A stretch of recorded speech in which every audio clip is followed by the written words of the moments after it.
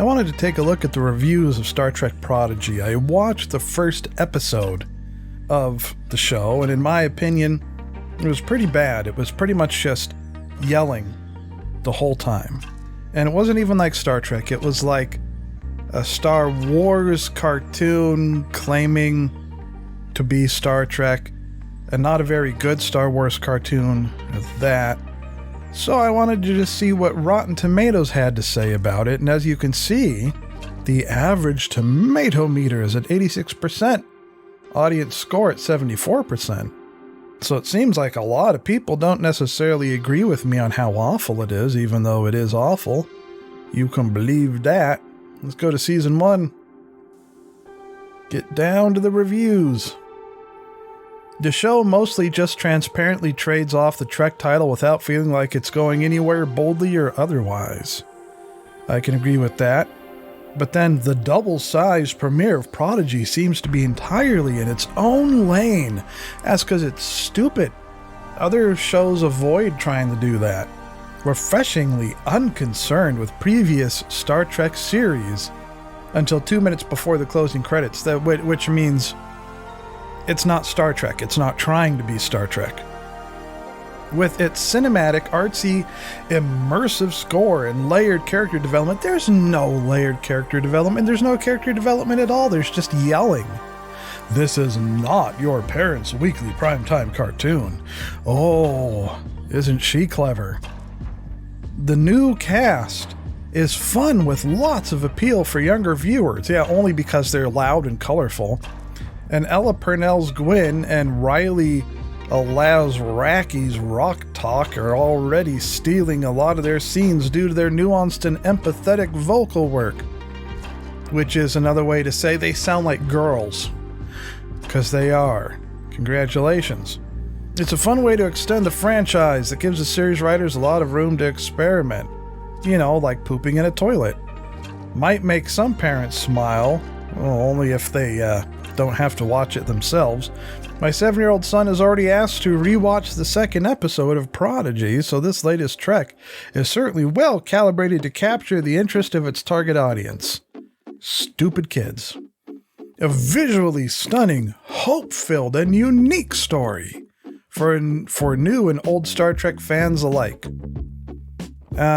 Yes, if you enjoy shoving your nose directly into farts. And now just take a look at some of the regular audience scores.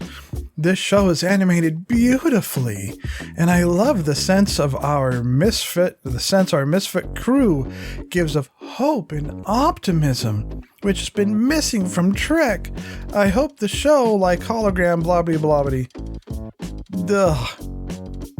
Now, if they're referring to the other Star Treks like Discovery and Picard, yes, those are garbage. Those are absolute garbage. But this isn't any better. It's different, but not better. Not Star Trek like a cheap Star Wars cartoon. You're better off watching Star Trek Lower Decks. At least it is funny and has a Star Trek vibe. Despite being horrendously written, there's truth there. And enthralling, no it's not, and unique, not really, offering from a franchise that doesn't normally cater to a kid-specific audience for good reason. Star Trek Prodigy is an action-packed CGI series that farts in his pants. And yes, there's a good reason Star Trek doesn't normally appeal to a young audience, because that's not what Star Trek's about. That's more like garbage Star Wars is about. Well-rounded, great for children and adults as well. Not really. Another Paramount Plus demonstration of how they don't understand Trek or its core audience at all. As a standalone, it's entertaining enough, but when you take it, so on and so forth. Now, I agree with this sentiment that Paramount Plus, CBS, they don't get Star Trek anymore. But I disagree with it being entertaining enough taken as a standalone product. Because even taken as a standalone product, it's not entertaining. A great entry point for Star Trek, no it isn't. Equal parts action, no. Humor, not at all. And heart, nope. Works for young audiences, not really. Unfamiliar with the show, and older Trekkies as well, not even a little bit. So far, a good mix of adventure, nope, for adults, and teens, duh, and humor for kids, duh. I see this lasting a long time, maybe as much as 2 episodes. Thanks for the show. I was really looking forward to see the Star Trek series for kids, to introduce my kid to my favorite universe, and now I have it. What, if you have a kid and you want to introduce them to Star Trek, what's wrong with having them just watch Star Trek? The original series or the Next Generation. That's okay. A kid can watch that. Those Star Treks were still mostly watchable by the whole family. It's only recently that they've turned Star Trek into unwatchable garbage. So you don't need to start them off on some fetid pile of monkey dung like Star Trek Prodigy. Just start them off on the real thing. Star Trek.